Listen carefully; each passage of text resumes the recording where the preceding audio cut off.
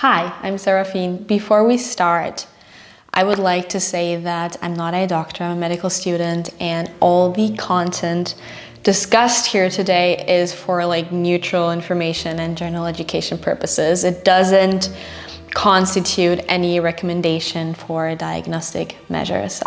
In this video, we will make medication. We're gonna make three things: abdominal pain, antispasmodic, which means cramp relieving tea. We're gonna make a wound ointment and a cold and cough syrup.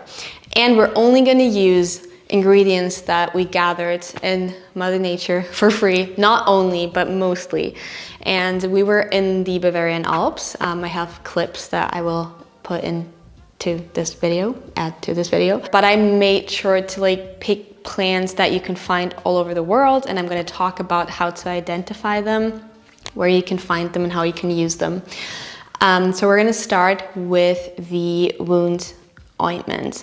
But before we start, I would also like to add that as a student, I'm always looking for studies that prove medical effects and are scientifically backed. Everything we're doing here today is scientifically backed. Oh, and if you have any questions, please feel free to ask me in the comments. I'll try my best to answer them. The first thing that we picked is bed straw. It's also called Galium.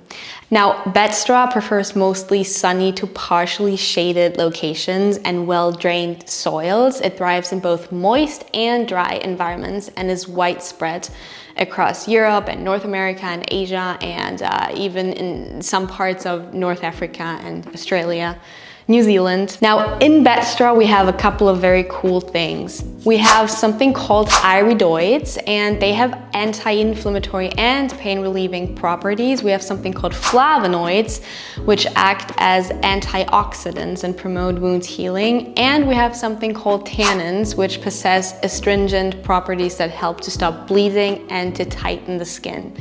Now, you could, for example, make tea from bed straw, put that in hot water and wash eczema and lichens and rashes, but we're gonna take that with us to make the wound ointment. One last reason why bed straw is amazing is because it contains something called silica, and silica helps the body's proteins to retain water, so it increases the moisture and the elasticity of both the skin and also your blood vessels. Next, we'll come to one of my favorite plants, which is called plantain. And plantain is such an all-rounder. It grows almost everywhere, you can find it everywhere. It's very easy to recognize.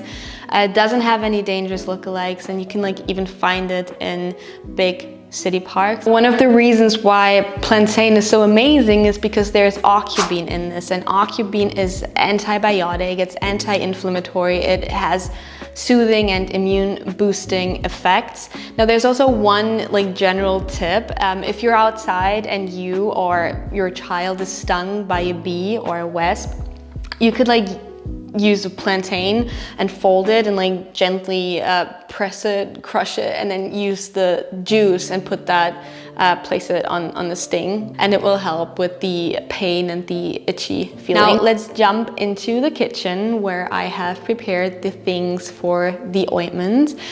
We will also add marigolds. I had those at home, but you can of course pick them yourself too.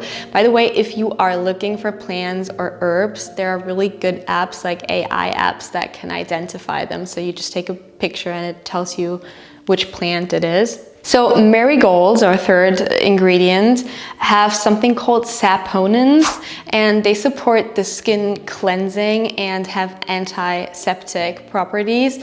Now, they also have triterpenes, and triterpenes have anti-inflammatory properties and promote wound healing. And last but not least, essential oils that have antimicrobial properties, and they soothe and also heal the skin. Oh, and polysaccharides, sugar molecules that have moisturizing properties and support skin healing and regeneration as well. Now, together, these ingredients promote wound healing and relieve skin irritations and have anti-inflammatory and antimicrobial effects. And then we also need tree resin. Now, trees use resin to seal their wounds, but it's not only a remedy for trees, but it's been used by humans for like various ailments for a long time. Now, trees actually seal their wounds with the resin to protect themselves from like pathogens like bacteria. Now, you can find it yourself and like scrape it off from trees, but I use pine resin, which I ordered from Portugal. And the reason why I use pine resin is because I love the smell. I think it smells so much better than spruce resin, but you could also use spruce resin if you prefer that. And we need beeswax. It has anti-inflammatory properties, but we need it for the consistency. And we also need a vegetable carrier oil. I use sunflower oil. And lastly, like small cream containers to fill the ointment into later. Alternatively, you can use like a jam jar if you want to make more ointment. Before we start, if you are going to use that on open wounds, make sure to always work very clean and wash, sanitize, disinfect everything that you use. We don't want infections. Now, the specific application areas, how you can use this ointment also depends on the resin content in the ointment. If it's below 30%, you can usually apply the ointment to like injuries, like small abrasions, like open wounds without any issues. However, if it's higher, it's better not to apply that to open wounds. Instead, you could use it for like joint inflammation purposes instead. It's your choice how much resin you add. Now let's start. So first we heat a bit of sunflower oil. I do this by feel in recipes where exact dosages aren't critically important to your health. Now, but let's say around like 100 milliliters, it's crucial not to heat the oil too much because it affects the properties of the flower. So we want to warm it to like 60 to 70 degrees Celsius. Now the lowest setting on the stove should work fine. I don't have a thermometer, so I test it on my skin. If you do that too, be careful not to burn yourself with like hot oil, but the oil should be just warm enough that you can tolerate it on your skin. Now we will add the pine resin. Again, I do it by feel, but a dosage guide would be around like 30 grams. Then add the plantain and marigolds, and I press it with a spoon to release the active ingredients better. And then I remove the flowers and leaves from the bed straw and add those too. And it needs to simmer for at least 1 hour, better if even longer than that. And then always on the lowest heat, just warm. Don't heat it too much. The resin will then dissolve, and then after an hour we need a sieve, and then we strain the resulting oil. This is now highly concentrated oil, which alone has already like great effects on the skin. But we pour it back into the pan and we warm it slightly again, and then add around like 20 grams of beeswax. Now, don't use too much beeswax or the cream will be too hard, and if you have like painful scratches, you don't want to rub too hard to apply it because it's going to be painful. And we can fill it into the containers, and this is what it looks like. Now put the protective lid on, and now you can store it in the fridge for around like a year. Now you can apply this ointment to scratches, to like minor skin irritations and inflammations. However, I will make more videos about how to make ointments for specific skin conditions like neurodermatitis. Now, let's move on to the stomach ache tea. We go back to the mountains where we gathered wild caraway. It's also called meadow caraway. I feel like many people love the taste while others hate it. There's like nothing in between. But caraway was chosen by the University of Würzburg, Germany, as the medicinal plant of the year 2016. And it's also one of the oldest medicinal plants in Europe, used since the Stone Age. Now, it's found mainly in northern regions of the United States and Canada, and also in Europe. This plant also prefers moist meadows and grassy fields, like sunny or partially shaded areas.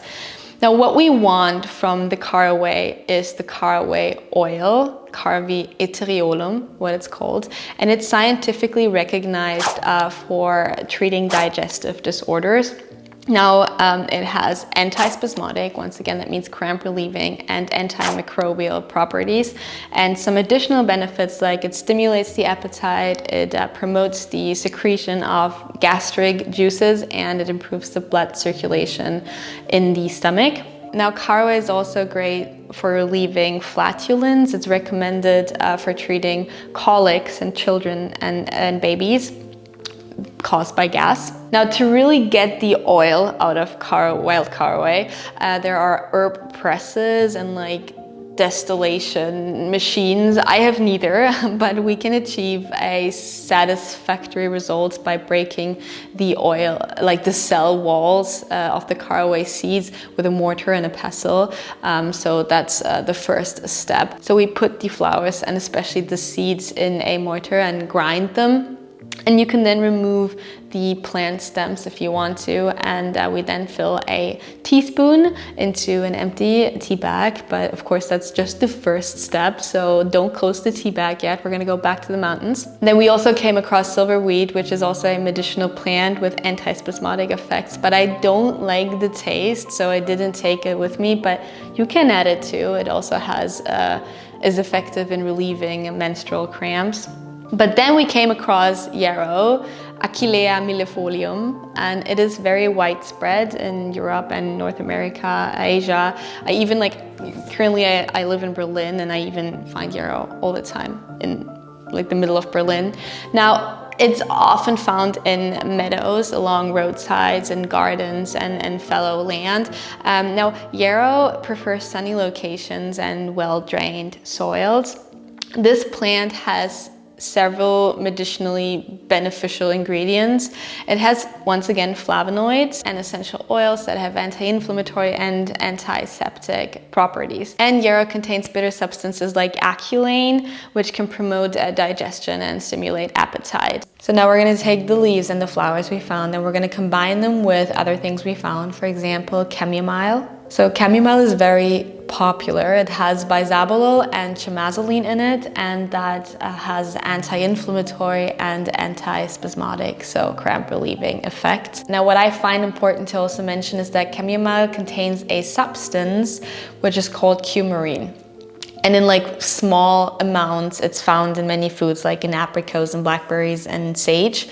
And in higher doses, it's found in cinnamon, for example. And you might have heard not to eat too much cinnamon, and that's due to the coumarin. In high amounts, it's a liver-damaging substance, but in small amounts, it's anti-inflammatory, it's antibacterial, it's antiviral, and even lowers blood pressure.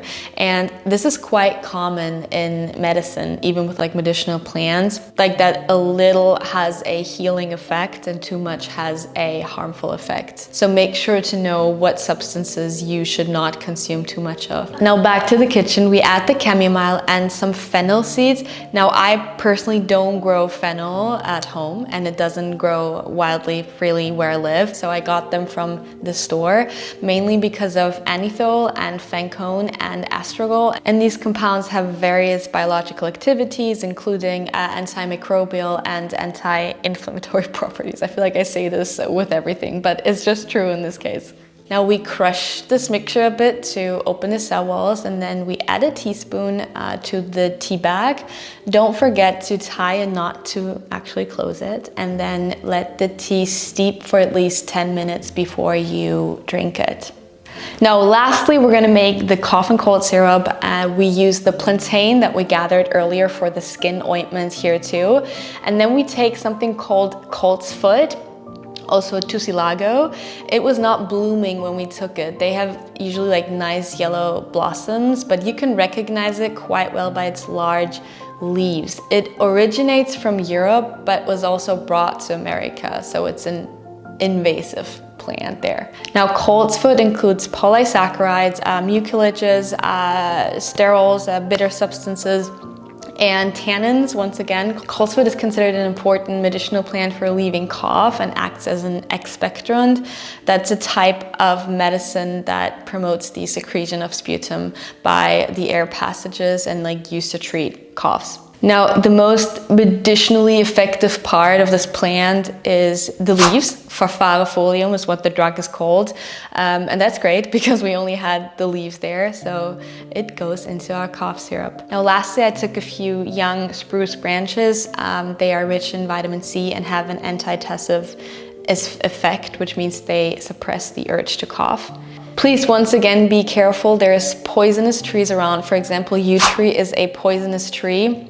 So once again, take care what you put inside your body, especially if they have dangerous lookalikes. Now that is already everything that we need, but there's plenty of room for more if you want. You could add sage or thyme or whatever makes you feel better when you have a cough. Now we need a cleaned apothecary jar, or you could use a jam jar. Now we do something a bit like lasagna. Now the cheaper option is with sugar, and the more expensive, but in my opinion more effective option is with honey. Now if you're very crazy, you could even use Manuka, like from New Zealand, Manuka honey, which is also considered a natural antibiotic. Now it's very important that the first and the last layer is either the honey or the sugar, because it preserves our ingredients. We want to conserve them so they don't go bad. So everything must be covered by honey or sugar all the time. Then simply alternate layers of plantain, honey, coltsfoot branches, and then honey again. And I press it down with a knife into the honey to make sure it's covered. And then we seal it and store it for at least 3 months in a dry and dark place. And then after 3 months, you can strain out the ingredients, or you could just leave them in, up to you. And this will last you a long time, like easily getting you through 2 or 3 winters. So that was the video. I hope you liked it, and I hope you have fun if you redo any of these things. Once again, if you have questions, ask me in the comments, and I would be very happy and grateful if you come back or like this video. And then see you next time. Goodbye.